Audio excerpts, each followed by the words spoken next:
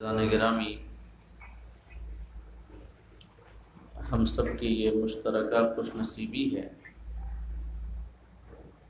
کہ ایک بار پھر سے ہم درس قرآن کی اس بابرکت مجلس میں حاضری کی سعادتیں حاصل کر رہے ہیں۔ اللہ رب العزت کی بارگاہ میں دعا ہے کہ اس محفل کو اور ہم سب کی حاضری کو قبول فرمائے اور ہم سب کو قرآن کی سعادتیں اور برکتیں عطا فرمائے، قرآن سیکھنے، سکھانے اور اس پر عمل کرنے کی توفیق عطا فرمائے۔ سورہ بنی اسرائیل کے حوالے سے ہماری گفتگو جاری ہے اور اس آیت کریمہ، اس سورہ مبارکہ کی 57 آیات کی روشنی میں ہم گفتگو کر چکے ہیں۔ آج انشاءاللہ آیت نمبر 58 اور 59 کی روشنی میں کچھ باتیں ہم آپ کے سامنے عرض کریں گے، مگر اس سے پہلے ایک ہم درخواست آپ کے سامنے کرنا چاہیں گے کہ جو نوعمر ہیں یا ابھی وہ طاقتور ہیں، اگر وہ دیوار کا سہارا نہ لے کر سامنے بیچ میں بیٹھ جائیں تو یہ بڑی مہربانی ہوگی، اور مجلس کا آداب آپ کے لیے نہیں ہے افضال بھائی، آپ عمر کے اس حصے پہ ہیں، بزرگ ہیں، آپ ادھر بیٹھ سکتے ہیں، لیکن نئے عمر والوں کے لیے جو طاقتور ہیں ان کے لیے میں خاص طور سے یہ باتیں آپ کے سامنے رکھ رہا ہوں کہ ذرا وہ بیچ میں بیٹھا کریں۔ اس سے ایک تو یہ کہ مجلس کا ادب بھی برقرار رہتا ہے۔ آقا کریم صلی اللہ علیہ وسلم جب کسی محفل میں وعظ کہتے تو لوگوں کو یہ خاص نصیحت کیا کرتے کہ وہ مجلس میں جگہیں خالی نہ چھوڑا کریں، کیونکہ جہاں پہ خالی جگہ ملتی ہے وہاں پہ آ کے ابلیس قبضہ جما لیتا ہے اور پھر اس کے بعد وہ لوگوں کو بہکاتا رہتا ہے، اور خاص کر دینی محفلوں میں جہاں پہ قرآن و احادیث کی باتیں ہو رہی ہوں وہاں پر ابلیس کچھ زیادہ ہی موقع کے طاق میں لگا رہتا ہے کہ کب موقع ملے اور لوگوں کو بہکائے۔ لہٰذا یہ مجلس کا ادب ہے کہ جب بیٹھیں تو بیچ میں جگہ خالی نہ چھوڑیں، یا ایسا نہ ہو کہ لائن سے بیٹھ جائیں اور بیچ میں پوری جگہ کھلی ہوئی ہو۔ اور جو بزرگ ہیں اور جو کمزور ہیں ان کے لیے تو کوئی دقت نہیں ہے۔ اللہ پاک ہم سب کو کہنے اور سننے سے زیادہ عمل کرنے کی توفیق عطا فرمائے۔ سورہ بنی اسرائیل کی آیت نمبر 58، جس کی روشنی میں آج ہم کچھ ایک باتیں آپ کے سامنے عرض کریں گے، اور اگر گفتگو مکمل ہو جائے تو پھر آیت نمبر 59 کی روشنی میں بھی کچھ ایک باتیں انشاءاللہ ہم آپ کے سامنے پیش کریں گے۔ تو آیت نمبر 58 میں اللہ رب العزت ارشاد فرماتا ہے وَإِن مِّن قَرْيَةٍ إِلَّا نَحْنُ مُهْلِكُوهَا قَبْلَ يَوْمِ الْقِيَامَةِ أَوْ مُعَذِّبُوهَا عَذَابًا شَدِيدًا كَانَ ذَلِكَ فِي الْكِتَابِ مَسْطُورًا۔ اللہ پاک ارشاد فرماتا ہے کہ ہم ہر بستی کو قیامت سے پہلے یا تو ہلاک کرنے والے ہیں یا سخت عذاب دینے والے ہیں، اور یہ کتاب یعنی لوح محفوظ میں لکھا ہوا ہے۔ یہ اس آیت کریمہ کا سلیس اردو میں ترجمہ ہے، جس میں اللہ رب العزت نے تمام بستیوں کے حوالے سے جو لوح محفوظ میں بطور قانون لکھ دیا ہے، اس قانون کو اللہ پاک بیان کرتا ہے کہ تمام بستیاں قیامت سے پہلے یا تو ہلاکت سے دوچار ہوں گی یا سخت عذاب میں مبتلا ہوں گی، اور یہ ایک ایسی تقدیر ہے جو کہ کان ذالک فی الکتاب مسطورا، یہ لوح محفوظ میں لکھی ہوئی بات ہے۔ تو اس سے پہلے کہ ہم اس آیت کریمہ کی روشنی میں کچھ نکات آپ کے سامنے پیش کریں، یہ سمجھنا سب سے پہلے ضروری ہے کہ یہاں پر بستی سے کون سی بستی مراد ہے۔ اللہ پاک نے فرمایا کہ تمام بستیاں، تو کون سی بستیاں یہاں پر مراد ہیں؟ اس حوالے سے علماء تفسیر کے دو اقوال ہیں۔ پہلا قول یہ ہے کہ چونکہ اس آیت کریمہ میں مطلقاً بستی کا ذکر آیا ہے، کوئی قید اور کسی قسم کی تقیید اللہ پاک نے بیان نہیں کی ہے، بلکہ عام فرمایا اللہ رب العزت نے کہ وَإِن مِّن قَرْيَةٍ، یعنی تمام بستیوں کو۔ لہذا علماء تفسیر کا ایک گروہ یہ کہتا ہے کہ یہاں پر تمام بستیاں مراد ہیں، جو بستیاں بھی اس روئے زمین پر آباد ہیں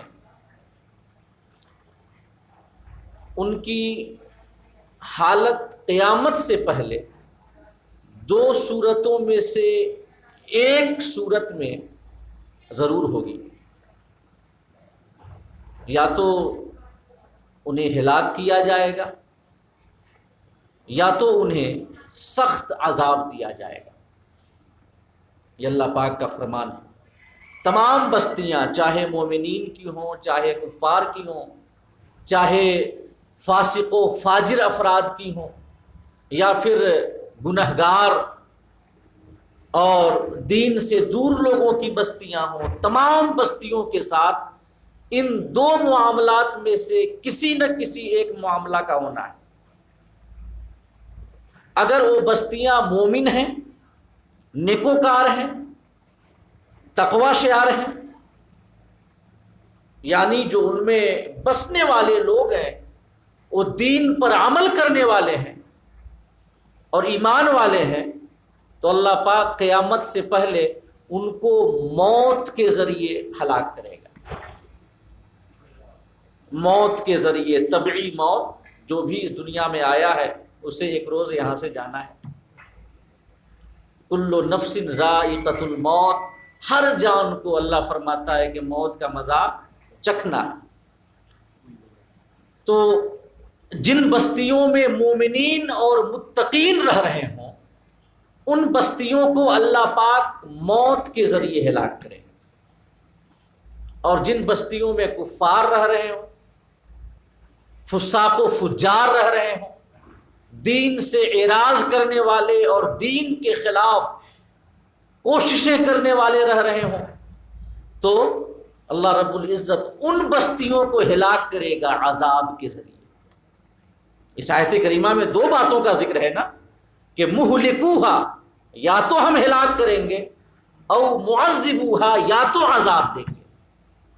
تو ہلاک سے مراد موت ہے، جو کہ مومن اور نیکوکار لوگوں کی بستیوں پہ طاری ہوگی، اور سارے مومنین جب اس دنیا سے چلے جائیں گے تو بستیاں ہلاک ہو جائیں گی، تباہ و برباد ہو جائیں گے۔ اور جو عذاب کا ذکر اللہ پاک نے فرمایا کہ او معذبوہا عذابا شدیدا، تو یہ عذاب کفار اور فساق کے لیے، کہ جن بستیوں میں کفار اور فساق رہ رہے ہوں اللہ پاک فرماتا ہے کہ انہیں عذاب کے ذریعے ہلاک کریں۔ اور اس کے بعد اللہ رب العزت نے اس فیصلے کے یقینی ہونے کا تذکرہ فرمایا کہ یہ تقدیر یقینی ہے، یہ فیصلہ ہر حال میں جاری ہوگا۔ اللہ فرماتا ہے کان ذالک فی الکتاب مستورا، یہ لوح محفوظ میں لکھا ہوا ہے۔ تو اس آیت کریمہ میں در حقیقت ایک ایسے قانون قدرت کی جانب اشارہ کیا گیا ہے جو ہمیشہ ہر حال میں جاری ہوتا ہے، جو قانون کبھی ختم نہیں ہوتا، جو کہ فطرت کا بنایا ہوا قانون ہے، اسی کی جانب اس آیت کریمہ میں اللہ پاک نے اشارہ کیا ہے۔ اگر بستی سے مراد عام بستیاں لے تو کفار کی بھی اور مومنین کی بھی، تو قانون قدرت اللہ پاک بیان کرتا ہے کہ تغیر و تبدل سے سب کو دوچار ہونا ہے۔ اگر آبادی ہے تو اس کے بعد ویرانی آنی ہے، اگر سرسبز و شادابی ہے تو اس کے بعد زمینیں پتھریلی ہو جائیں گی، ہر چہار جانب سنگریزے ہوں گے۔ تو یہ ایک قانون قدرت کی جانب اشارہ ہے کہ اس کائنات کی ہر چیز بدلاؤ، تغیر اور تبدل کو قبول کرتی ہے۔ تغیر ایک ایسا قانون فطرت ہے جس سے کسی کو بھی فرار ممکن نہیں۔ اشخاص میں بھی یہ قانون جاری ہوتا ہے۔ ایک انسان پیدا ہوتا ہے، لاغر و نحیف ناتواں بچہ ہے، پھر دھیرے دھیرے وہ گھٹنوں کے بل چلنا شروع کرتا ہے، پھر اس کے بعد کھڑا ہونا شروع ہوتا ہے، پھر دوڑنے لگتا ہے، پھر جوان ہو جاتا ہے، طاقتور، پھر اس کے بعد کہولت یعنی ادھیڑ عمر کو پہنچتا ہے، اس کے بعد پھر دھیرے دھیرے ضعف اور کمزوری طاری ہوتی ہے، اور پھر بڑھاپے کی عمر کو پہنچ کر اس دنیا سے چلا جاتا ہے۔ تو یہ تبدیلیاں ہی تو ہیں جو اشخاص پہ طاری ہو رہی ہیں۔ بچپنے سے لے کر بڑھاپے تک کا دور تبدیلیوں کا دور ہے، تغیرات کا دور ہے۔ تو یہ ایک ایسا قانون قدرت ہے، بدلاؤ اور تبدیلی، جو اشخاص پر بھی جاری ہے، احوال پر بھی جاری ہے۔ کبھی مرض، کبھی صحت، اور کبھی فقر یعنی محتاجی، تو کبھی غنا اور مالداری، کبھی طاقت و قوت تو کبھی کمزوری۔ تو احوال پر بھی تبدیلی طاری ہوتی ہے، علاقوں پر بھی تبدیلی طاری ہوتی ہے۔ ایک ویران قطع زمین ہے جہاں پہ آبادی کا کوئی نام و نشان نہیں ہے، پھر ایک انسان پہنچا، اس نے اپنی جھونپڑی بنا لی، پھر لوگ پہنچتے گئے، ان کے مکانات تعمیر ہوتے گئے، دیکھتے ہی دیکھتے کچھ وہاں پہ گھر بن گئے، کچھ گھر تھے، اور پھر اس کے بعد وہ ایک گاؤں میں تبدیل ہو گیا، گاؤں سے قصبہ بنا، قصبہ سے شہر بنا، اور پھر شہر کے بعد جب شہر بنا، خوب آبادی کی آخری منزل کو وہ شہر پہنچ گیا، قانون تبدیلی حرکت میں آیا، اور پھر وہ شہر ہلاک کر دیا گیا اور تباہ و برباد کر دیا گیا۔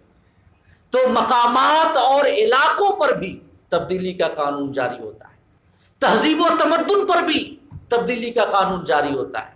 آج سے 100 سال پہلے جو رہن سہن لوگوں کے تھے، جو پہناوا اوڑھاوا جو لوگوں کے تھے، وہ آج نہیں ہے۔ پھر 100 سال کے بعد آج جس تہذیب کو عروج حاصل ہے، ہو سکتا ہے کہ وہ تہذیب اپنی موت آپ مر جائے اور پھر کوئی نئی تہذیب آ جائے۔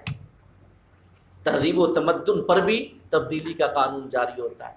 مملکتیں بھی تبدیل ہوتی ہیں، کبھی کسی قوم کی حکومت ہے، کبھی دوسری قوم کی حکومت آ گئی، اس خاندان کی حکومت ہے، پھر اس کے بعد دوسرے خاندان کی حکومت آ گئی، اور حتیٰ کہ دین و مذہب بھی تبدیلی کا شکار ہوتے ہیں۔ دین اور مذہب بھی تبدیلی کا شکار ہوتے ہیں،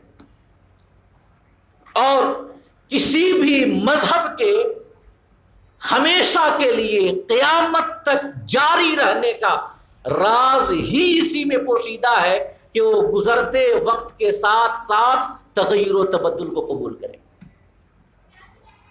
جو مذہب ایک اپنی اٹل صورت بنائے رہے اور زمانے کے اعتبار سے اس میں بدلاؤ نہ ہو، احکام میں تغیر نہ ہو، جائز و ناجائز میں تبدیلیاں نہ ہو، حلال و حرام میں تبدیلیاں نہ ہو، تو یاد رکھیں وہ مذہب اپنی موت آپ مر جائے گا۔ کتنے مذاہب، اگر آپ مذاہب کی تاریخ کا مطالعہ کریں تو انسانیت کی تاریخ میں کتنے مذاہب ہیں پیدا ہوئے، ایک زمانے میں بڑا زور رہا، پھر اس کے بعد اپنی موت آپ مر گئے۔ تو دین و مذہب بھی تغیر و تبدل کا قانون قبول کرتے ہیں۔ ہمارا مذہب، مذہب اسلام، انسان کی آبادی کے آغاز سے لے کر آج تک یہ مذہب موجود ہے اور قیامت تک یہ مذہب موجود رہے گا، ہے کہ نہیں ہے؟ ایک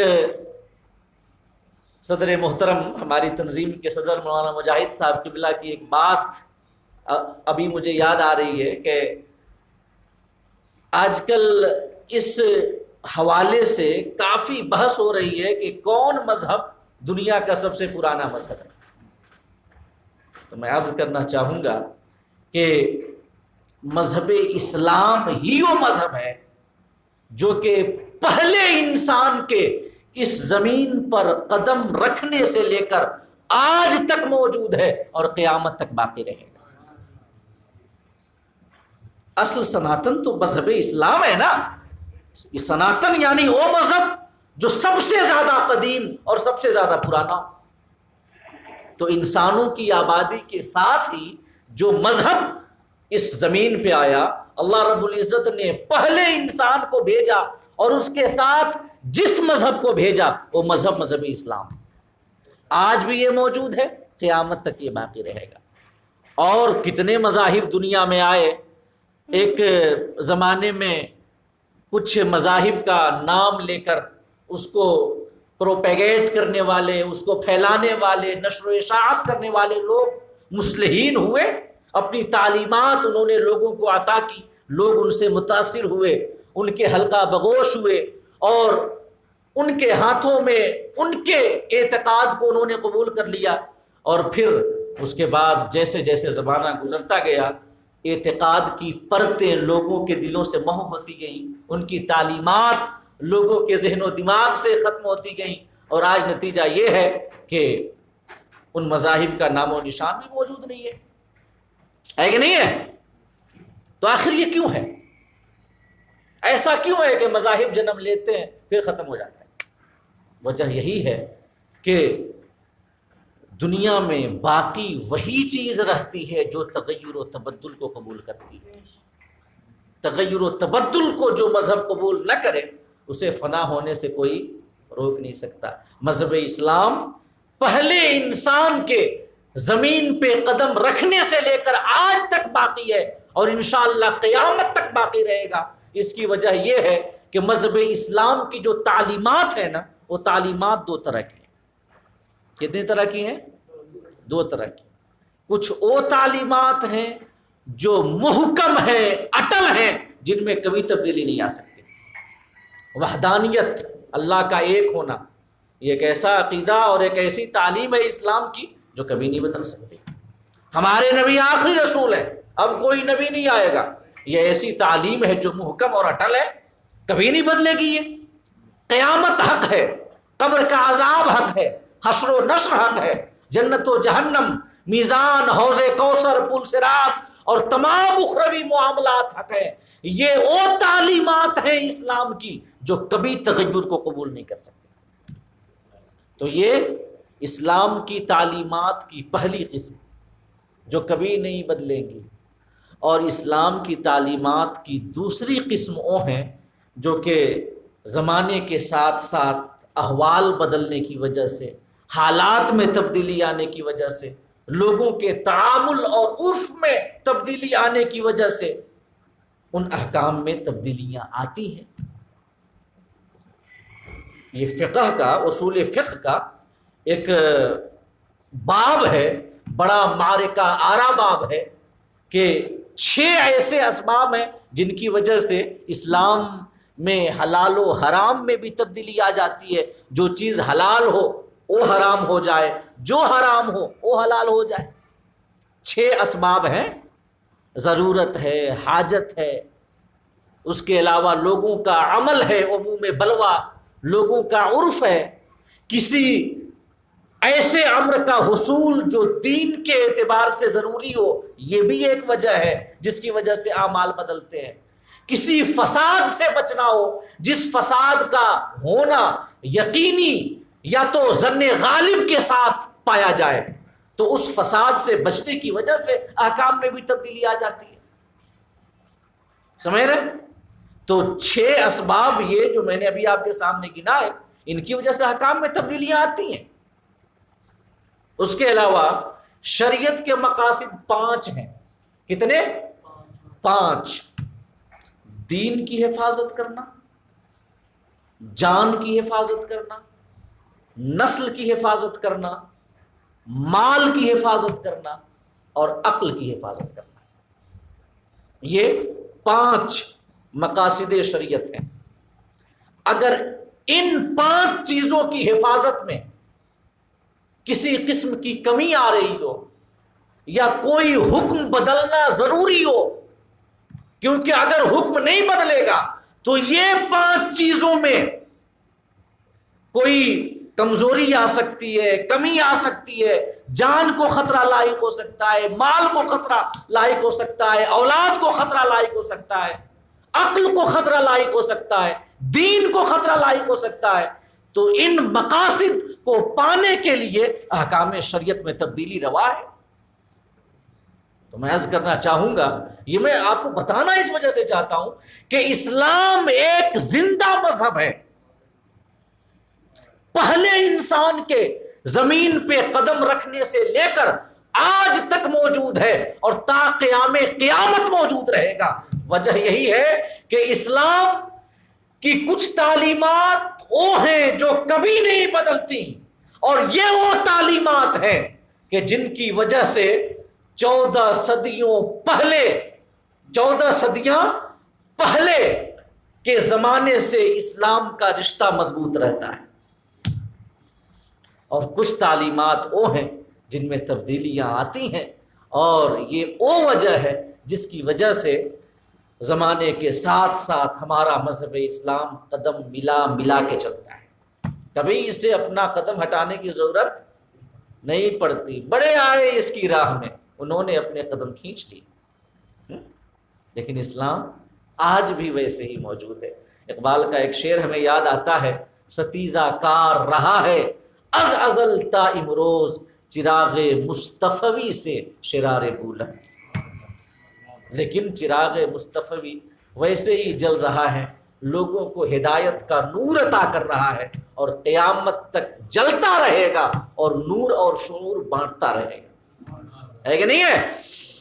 تو دین و مذہب بھی تبدیلی کا شکار ہوتے ہیں، اور یہ ایک ایسا قانون قدرت ہے، ایسا قانون فطرت ہے تبدیلی کا، تغیر کا، جو کہ ہمارے قدموں کو جادہ حق پہ یہ قانون گامزن رکھتا ہے اور ہمیں جھنجھوڑتا رہتا ہے، ہمیں یہ بتاتا رہتا ہے کہ اگر ابھی رنج اور تکلیف کا زمانہ ہے تو شکوے شکایتیں نہ کرو.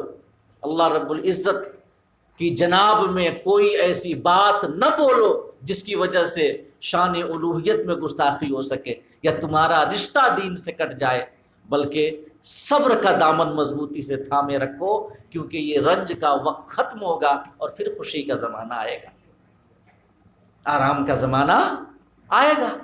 اور اگر کسی کو آرام ہے، سکون ہے، زندگی بڑی آسانی کے ساتھ گزر رہی ہے، تو اس کو بھی یہ قانون قدرت جھنجھوڑ کر، یہ احساس اس کے دل میں جاگزی یہ قانون کرتا ہے کہ متکبر نہ ہو جانا، گھمنڈ نہ کرنے لگنا، اللہ کے بندوں کو کمتر نہ سمجھنے لگنا، اور یہ نہ سمجھنا کہ یہ مال کبھی ختم ہی نہیں ہوگا، یہ نہ سمجھنا کہ یہ طاقت و قوت کبھی ختم ہی نہیں ہوگی، یہ نہ سمجھنا کہ صحت ہے تو ہمیشہ صحت ہی رہے گی.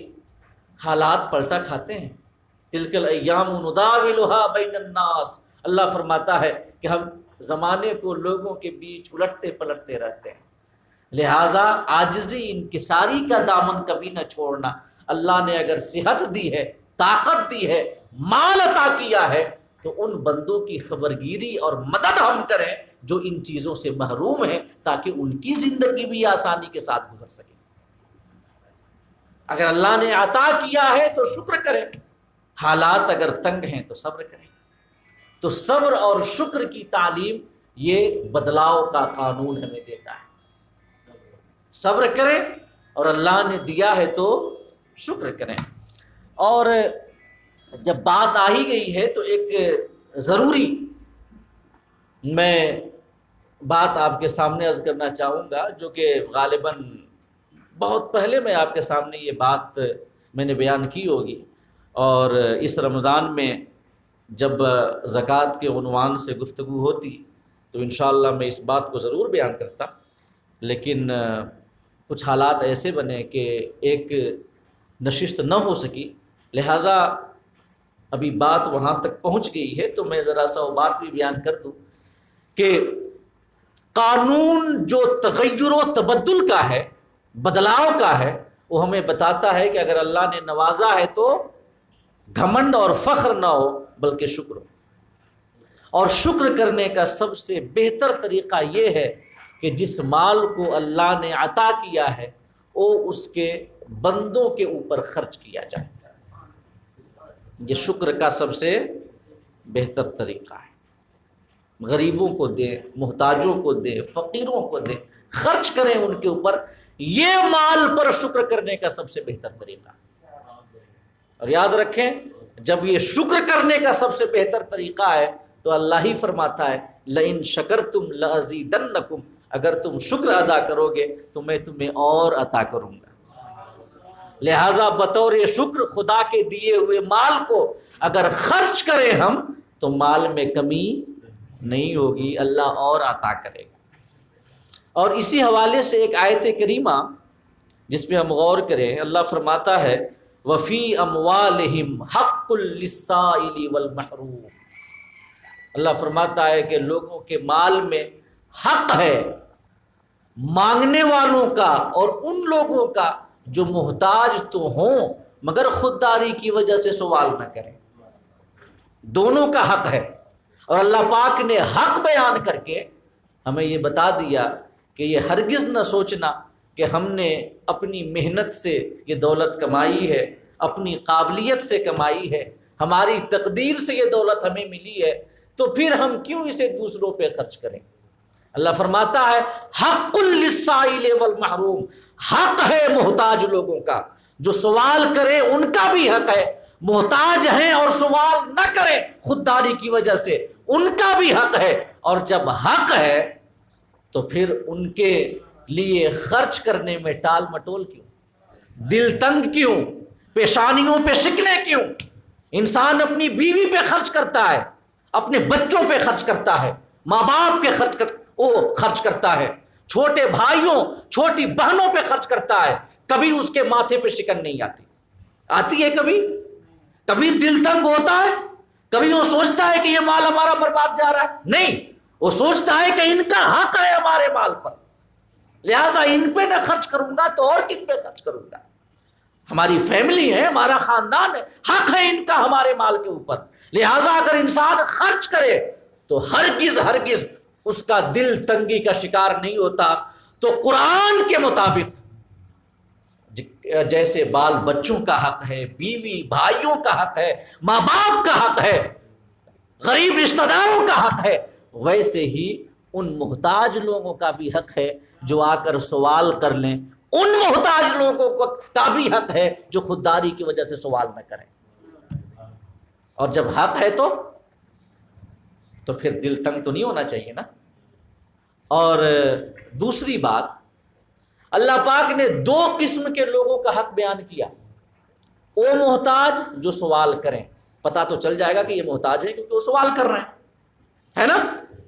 جو سوال کرے آ کر دستے سوال دراز کر لے تو پتہ چل گیا ہمیں کہ یہ محتاج ہے۔ لیکن اللہ پاک ان کا حق بھی بیان کر رہا ہے جو محتاج تو ہیں مگر خودداری کی وجہ سے سوال نہ کرتے ہوں، ان کا بھی حق ہے۔ تو سوال کرنے والوں کے بارے میں تو پتہ چل گیا کہ وہ محتاج ہیں، جو سوال نہ کریں ان کے بارے میں کیسے پتہ چلے گا؟ کیسے پتہ چلے گا کہ یہ محتاج ہیں، ان کی زندگی اسرت اور تنگی میں گزر رہی ہے؟ کیسے پتہ چلے گا؟ حق ہے، دینا بہرحال ہے، سوال تو کر نہیں رہے ہیں، کیسے پتہ چلے گا؟ ثابت ہوا کہ اسلام ہمیں یہ حکم دیتا ہے کہ فقط یہ نہیں کہ جو سوال کر رہے ہیں ان کے بارے میں تو پتہ چل گیا تمہیں، لیکن جو سوال نہیں کر رہے ہیں تمہاری ذمہ داری ہے۔ اللہ فرمانا چاہتا ہے کہ پتہ کرو اپنے معاشرے میں اور سماج میں، اپنے خاندان میں، رشتہ داروں میں کون ایسے لوگ ہیں جن کی زندگی تنگی میں گزر رہی ہے اور وہ کہہ نہیں پا رہے۔ خبرگیری کرنا بھی ضروری ہے، پتہ کرنا ضروری ہے کہ نہیں ہے؟ یہ تبھی تو ہم خرچ کریں گے ان کے اوپر جب ہمیں معلوم ہوگا۔ معلوم کیسے ہوگا؟ وہ مانگ تو نہیں رہے، معلوم پتہ کرنے سے ہوگا، خبرگیری کرنے سے یہ پتہ چلے گا۔ لہٰذا فقط دینا یہ ضروری نہیں ہے، بلکہ پتہ کر کے دینا ضروری ہے، یہ مذہب اسلام حکم دیتا ہے۔ اب بتائیں کہ جب اسلام کا یہ حکم ہے کہ خبر لگاؤ، پتہ کرو، دیکھو کس کی زندگی مصیبت میں گزر رہی ہے، کون نانے شبینے کا محتاج ہے، کس کے گھر میں چولہے نہیں جل رہے ہیں، کس کے گھر میں کوئی مریض بستر پہ پڑا کراہ رہا ہے اور دوا علاج کے لیے پیسے نہیں ہیں، دیکھو کس کا رمضان بھی تکلیف اور مصیبتوں کے عالم میں گزر رہا ہے، دیکھو کس کے گھر میں عید کے دن بھی دسترخوان میں وسعت اور کشادگی نہیں ہے۔ جب پتہ کرنے کا جب اللہ حکم دیتا ہے تو سمجھ جائیں مذہب اسلام کیسا معاشرہ بنانا چاہتا ہے، کیسے سماج کی تشکیل دینا چاہتا ہے۔ ایک ایسا معاشرہ جس میں کوئی بھوکا نہ رہے، ایک ایسا سماج کہ جس میں کوئی حوائج ضروریہ سے کوئی شخص اس کا ہاتھ خالی نہ رہے، بلکہ اسلام ایسا معاشرہ بنانا چاہتا ہے جس میں بسنے والے تمام افراد اپنی زندگی آسانی کے ساتھ گزار رہے ہیں، ہے کہ نہیں ہے؟ تو لہٰذا اس پہ بھی ہمیں غور کرنا چاہیے۔ تو ایک بات یہ کہ جب تبدیلی کا قانون ایسا قانون قدرت ہے جو ہر حال میں جاری ہوتا ہے، لہٰذا ہمیں چاہیے کہ جس حال میں بھی ہیں اس حال میں دین کا دامن پکڑے رہیں، چاہے تنگی ہو چاہے آسانی ہو، دین کا دامن تھامے رہیں۔ اب کچھ علماء تفسیر کہتے ہیں کہ اس آیت کریمہ میں بستی سے مراد کفار و مشرکین یا فساق و فجار کی بستیاں ہیں، مومنین یا عام بستیاں مراد نہیں ہیں۔ اللہ پاک نے جو فرمایا نا کہ تمام بستیوں کو ہم قیامت سے پہلے یا تو ہلاک کریں گے یا تو سخت عذاب دیں گے، تو ایک قول تو ابھی میں نے آپ کو بتایا کہ عام بستیاں مراد ہیں، لہٰذا قانون قدرت یعنی تبدیلی کا جو قانون ہے اس کی جانب اشارہ ہوگا۔ اور کچھ علماء تفسیر فرماتے ہیں کہ نہیں، تمام بستیاں مراد نہیں ہیں بلکہ خاص بستیاں مراد ہیں۔ اور یہ کون سی خاص بستیاں ہیں؟ کفار کی بستیاں اور ان مومنین کی بستیاں فسق و فجور جن کی عادت ثانیہ بن چکی ہو، دین کے احکام کو پس پش ڈالنا جن کا وتیرہ بن چکا ہو، ایسے لوگوں کی بستیاں مراد ہیں۔ کہ فساق، فجار اور کفار کی بستیوں کو اللہ فرماتا ہے کہ قیامت سے پہلے یا تو ہم ہلاک کریں گے یا تو سخت عذاب دیں گے۔ تو اس پہ دلیل کیا ہے کہ یہاں پہ بستیوں سے مراد کفار و مشرکین اور فساق و فجار کی بستیاں ہیں؟ تو اس حوالے سے ایک آیت کریمہ علماء تفسیر نے بیان کی ہے جو کہ سورہ قصص کی آیت نمبر 59 ہے۔ اللہ فرماتا ہے کہ وَمَا كَانَ رَبُّكَ مُهْلِكَ الْقُرَىٰ حَتَّىٰ يَبْعَثَ فِي أُمِّهِ رَسُولًا يَتْلُو عَلَيْهِمْ آيَاتِنَا۔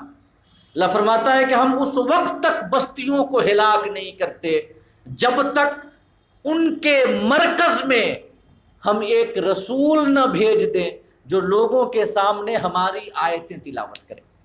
ہمارے احکام لوگوں کو بتائیں۔ اللہ پاک فرماتا ہے جب تک ہم رسول نہ بھیج دیں تب تک بستیوں کو ہلاک نہیں کرتے۔ اس کے بعد اللہ فرماتا ہے وَمَا كُنَّا مُهْلِكِ الْقُرَىٰ إِلَّا وَأَهْلُهَا ظَالِمُونَ، ہم انہی بستیوں کو ہلاک کرتے ہیں جن بستیوں میں رہنے والے لوگ ظلم پر کمر باندھ چکے ہوں، یعنی ظلم کرنا جن کی عادت ثانیہ بن چکی ہو، جو دین سے بالکل دور ہو، فسق و فجور جن کا وتیرہ ہو۔ اللہ پاک فرماتا ہے ہم انہی بستیوں کو ہلاک کرتے ہیں۔ لہٰذا اس آیت کریمہ سے یہ سمجھ میں آتا ہے کہ یہاں پر بھی جو علماء تفسیر کے دوسرے گروہ کا قول ہے اس پر دلیل یہ آیت کریمہ۔ اللہ فرماتا ہے کہ ہم انہی بستیوں کو ہلاک کرتے ہیں جن میں رہنے والے لوگ ظلم پر کمر بستہ ہو جائیں، ظلم کرنا جن کی عادت ثانیہ بن جائے۔ لہٰذا یہاں پر بستی سے مراد کفار اور فساق و فجار کی بستی ہے، جیسے کہ حضرت عبد الرحمن بن عوف رضی اللہ تعالی عنہ سے ایک حدیث مروی ہے، وہ فرماتے ہیں کہ جب کسی بستی میں زنا اور سود عام ہو جائے تو اللہ رب العزت اس بستی کو ہلاک کرنے کی اجازت دے دیتا ہے۔ جس بستی میں زنا اور سود عام ہو جائے اللہ پاک اسے ہلاک کرنے کی اجازت دے دیتا ہے۔ تو اگر عام طور سے زنا پھیل جائے، عام طور سے اگر سود یہ لینا دینا اس کا بازار گرم کر دیا جائے تو اللہ پاک پھر اس بستی کو ہلاک کر دیتا ہے۔ اور میں عرض کرنا چاہوں گا کہ ہلاک اللہ پاک جو کرنے کی اجازت دیتا ہے کوئی ضروری نہیں ہے کہ پوری بستی کی بستی تباہ و برباد ہو جائے۔ جیسے کہ مان لیں ہمارے آقا کریم صلی اللہ تعالی علیہ وسلم کے حوالے سے اللہ پاک فرماتا ہے کہ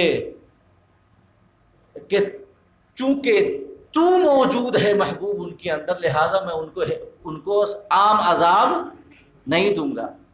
اللہ پاک فرماتا ہے ہمارے حبیب صلی اللہ تعالی علیہ وسلم کی یہ رحمت ہے کہ آج ہمارے معاشرے میں دیکھیں زنا بھی عام ہے۔ عام طور سے اگر دیکھا جائے تو ہم ذرا اپنے گھروں سے باہر نکلیں اور دیکھیں، جائزہ لیں کس طریقے سے عام طور سے بے حیائی اور بے شرمی کا دور دورہ ہے۔ اور یاد رکھیں زنا کا مطلب خالی یہی نہیں ہے کہ او فعل شنی اور قبیح ہی عام ہو، بلکہ بے حیائی بے شرمی اگر اتنی بڑھ جائے کہ لوگ اس کی وجہ سے زنا کے قریب پہنچ جائیں، آنکھوں کی حفاظت مشکل ہو اور دل کی حفاظت مشکل ہو، تو اس صورت میں یہ بھی ایک وہی حالت ہے جس کے حوالے سے آقا نے فرمایا کہ جب زنا عام ہو جائے تو اس بستی کی ہلاکت کی اجازت اللہ پاک دے دیتا ہے۔ تو آج زنا عام ہے، سود کا بازار عام ہے۔ دیکھیں آج تو کوئی یہ سوچتا ہی نہیں، یہ آن لائن ٹریڈنگ چل رہی ہے، بینکنگ کا جو کاروبار ہے وغیرہ وغیرہ، جو مختلف آج بزنس کی صورتیں ہیں، کوئی یہ جاننے کی بھی کوشش نہیں کرتا کہ اس صورت کے اعتبار سے کہیں سود تو نہیں ہوگا، کبھی کہیں ہمیں حرام طریقے سے تو مال حاصل ہوگا نہیں۔ بس دیکھنا یہ ہے کہ مال آنا چاہیے، دولت میں اضافہ ہونا چاہیے۔ لوگ بڑے ہی عام طور سے تمام کاروبار کیے جا رہے ہیں، حالانکہ علماء کی تمام تعلیمات موجود ہیں، تصریحات موجود ہیں، کون سی ٹریڈ صحیح ہے، کون سی ٹریڈنگ صحیح نہیں ہے، تمام تفصیلات موجود ہیں۔ اور جہاں تک بات رہی بینک کی، تو جو اس حوالے سے ایک مسئلہ آپ جانتے ہی ہوں گے، میں یاد دہانی کے لیے آپ کو بتا دوں کہ سود کے لیے ضروری یہ ہے کہ دو مسلمان کے درمیان، کس کے درمیان ہو؟ دو مسلمان کے، لینے والا بھی مسلمان ہو اور دینے والا بھی۔ یہ سود کی ڈیفینیشن میں شامل ہے، سود کی بنیاد اس پہ کہ لینے والا بھی مسلمان اور دینے والا بھی مسلمان۔ لہٰذا جو نیشنلائزڈ بینکس ہیں انڈیا کے، قومیائے ہوئے بینک، ان سے اگر کچھ انٹریسٹ ملتا ہے تو بہرحال سود نہیں ہے، کیونکہ یہاں کی حکومت سیکولر ہے۔ سیکولر مطلب اس کا کوئی دین کوئی مذہب نہیں ہے، اور جب نہیں ہے تو دو مسلمانوں کے بیچ اگر زیادہ اگر پیسہ دیا 5,000 لیا 10,000، یہ 2 مسلمانوں کے بیچ ہوا تب سود ہے۔ اور چونکہ یہاں کی حکومت مسلمان نہیں ہے، لہذا سرکاری بینکوں سے ملنے والا جو رقم جو پیسہ ہوگا وہ انٹرسٹ یا سود نہیں ہوگا بلکہ نفع ہوگا، ٹھیک ہے۔ اور اگر جو پرائیویٹ جو بینکس ہیں تو اس کے بارے میں بھی پتہ کرنا انتہائی آسان ہے۔ دیکھ لیجئے مالک کون ہے، مالک اگر مسلمان ہے تب تو اس کا سود ہے، اور اگر مالک مسلمان نہیں ہے تب تو بھی سود نہیں ہے۔ لیکن کئی اور صورتیں رائج ہیں کہ جن میں سودی کاروبار، سودی لین دین، یہ اس قسم کی تجارتیں دھڑلے سے ہو رہی ہیں، اور ہم کوشش تک نہیں کرتے کہ ہم اس کمپنی میں سے اگر ٹریڈنگ کرتے ہیں، اگر اس آن لائن ٹریڈنگ میں جاتے ہیں تو ہمیں مال جائز طریقے سے ملے گا یا پھر ناجائز طریقے سے، ہمیں اس بات کا احساس تک بھی نہیں ہے۔ تو یہ بھی آج صورت ہے۔ اور آقا کریم صلی اللہ علیہ وسلم کی حدیث یاد رکھیں، زنا عام ہو جائے، سود کا بازار بالکل عام طور سے گرم ہو جائے، اللہ پاک اس بستی کی ہلاکت کی اجازت دے دیتا ہے۔ سمجھ گئے؟ اللہ پاک ہم سب کو ان باتوں سے بچنے کی توفیق عطا فرمائے جو اس کے عذاب کو جائز کر دیتے ہیں۔ تمہیں عرض کرنا چاہوں گا کہ وَإِن مِّن قَرْيَةٍ سے کچھ علماء تفسیر نے فرمایا کہ کفار اور فساق و فجار کی بستیاں، لہٰذا جو ان کی بستیاں ہوں گی، اللہ پاک فرماتا ہے 2 حال سے خالی نہیں، یا تو ہلاک یا تو عذاب، یا تو ہلاک کر دی جائیں گی یا تو عذاب دیا جائے گا۔ تو جو کفار کی بستیاں ہیں تو ان کے ہلاک ہونے سے کیا مراد ہے؟ علماء فرماتے ہیں کہ کفار کی بستیوں کے ہلاک کرنے سے مراد یہ ہے کہ ان کا نام و نشان مٹا دیا جائے، ان کا نام و نشان ختم کر دیا جائے، محض مکانات کے کھنڈرات موجود رہے، باقی کوئی اور ذی نفس اس قوم یا قبیلے کا موجود نہ ہو، جیسے قوم عاد کے ساتھ ہوا، قوم سمود کے ساتھ ہوا، قوم ہود کے ساتھ ہوا۔ پچھلی انبیاء کی جو قومیں تھیں، جب انہوں نے کفر کیا اور اپنے نبی کی بات نہیں مانی، اسلام پر عمل نہیں کیا، اللہ رب العزت نے ان کا نام و نشان مٹا دیا۔ یہ ہے ہلاک، یہ ہے ہلاک کرنا۔ اور دوسری صورت اللہ پاک نے بیان کی، او معذبوها عذابا شدیدا، یا ہم انہیں سخت عذاب دیں گے۔ تو عذاب سے کیا مراد ہے؟ عذاب سے مراد یہ ہے، علماء فرماتے ہیں کہ ان کے اوپر، ان کفار کے اوپر مسلط کر دیا جائے مسلمانوں کو قبضہ دے دیا جائے، حکومت مسلمانوں کی ہو جائے، اور پھر وہ ذمہ بن کے رہیں، مستامن بن کے رہیں، جزیہ دیں، اور یہ علماء فرماتے ہیں کہ یہ عذاب کی صورتیں ہیں، یہ عذاب کی صورتیں ہیں۔ ہلاک کی صورت تو وہی ہے، بالکل صفایا، اور عذاب یہ ہے کہ مسلمانوں کے زیر نگی وہ علاقہ کر دیا جائے۔ اور اللہ پاک نے فرمایا کان ذالک فی الکتاب مستورا، یہ کتاب میں لکھا ہوا ہے، یعنی لوح محفوظ میں لکھا ہوا ہے کہ تمام کفار و مشرکین اور فساق و فجار کی بستیوں کا حال ان 2 صورتوں میں سے کسی ایک صورت میں ضرور ہوگا۔ لہذا اگر وقتی طور سے طاقت و قوت اگر کسی کو مل جائے اور پھر اس کے بعد وہ سمجھنے لگ جائے کہ اب تو ہم ہی ہم ہیں، تو یہ سمجھ اور یہ سوچ کسی عاقل کی نہیں ہو سکتی، یہ اسی کی سمجھ ہو سکتی ہے جو کہ اتنا بڑا بیوقوف ہے کہ دنیا کے قانون تک کو بھی نہیں جانتا، کہ اور وہ غور بھی نہیں کرتا اتہاس اور تاریخوں میں کتنی بڑی بڑی حکومتیں آئیں اور دنیا سے چلی گئیں۔ اللہ فرماتا ہے قرآن مجید میں وَلَا يَغُرَّنَّكَ تَقَلُّبُ الَّذِينَ كَفَرُوا فِي الْبِلَادِ، کہ کافروں کا ملکوں میں دھڑلے سے گھومنا پھرنا اے مومنو تمہیں دھوکے میں ہرگز نہ ڈالے۔ اگر ان کو طاقت و قوت ملی ہوئی ہے، اگر ان کو استعلا اور بلندی ملی ہوئی ہے، اگر ان کے پاس مال و دولت کی فراوانی ہے، اگر انہیں حکومت ملی ہوئی ہے، تو پھر اے مومنو دھوکہ میں ہرگز نہ کھانا، بلکہ یہ کچھ دنوں کی برتنے کی چیزیں ہیں۔ اللہ رب العزت کا قانون جو قانون قدرت ہے تبدیلی کا، جب وہ حرکت میں آئے گا نا تو پھر بڑے بڑے ڈھیر ہو جاتے ہیں، بڑی بڑی حکومتیں ختم ہو جاتی ہیں، ہے کہ نہیں ہے؟ اور آج کے دور میں جب علم اور نالج اتنا عام ہو چکا ہے، پھر بھی اگر کوئی کچھ دنوں کی حکومت ملنے پر فرعون بننے کی کوشش کرے تو یہ اس کی بیوقوفی نہیں تو اور کیا ہے کہ نہیں ہے؟ تو میں عرض کرنا چاہوں گا دو صورتیں ہیں، یا تو ہلاک یا تو عذاب۔ اس کے بعد آیت نمبر 59 جو سورہ بنی اسرائیل کی ہے، اس حوالے سے میں اگلی نشست میں، چونکہ غالباً فاتحہ کو نہیں ہے نا، اگلی نشست میں کچھ باتیں بالتفصیل عرض کروں گا۔ اللہ پاک ہم سب کو کہنے اور سننے سے زیادہ عمل کرنے کی توفیق عطا فرمائے، اور ہم سب کو قرآن سیکھنے، سکھانے اور اس پہ عمل کرنے کا جذبہ صادق عطا فرمائے۔ آمین وآخر دعوانا ان الحمد للہ رب العالمین۔